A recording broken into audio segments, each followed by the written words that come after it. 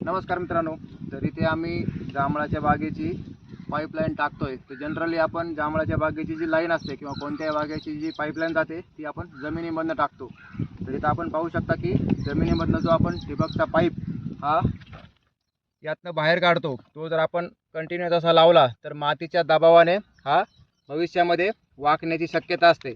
तर त्यासाठी प्रोटेक्शन म्हणून हा 1.5 इंची पाईप आम्ही या ठिबकच्या लाईनमध्ये टाकतो. त्यामुळे माती जरी यावर पडली तरी या कडक पाईपमुळे हा ठिबकचा पाईप इथे दाबणार नाही. तर या पद्धतीने आपण पाहू शकता की पाठीमागच्या लाईन या सगळ्या आम्ही फिक्स केलेल्या आहेत. तर इथे पहा, ही लाईन यामध्ये मी टाकतोय आणि यावर हा 1.5 इंची जाड पाईप यामधनं मी इथे हा काढतोय.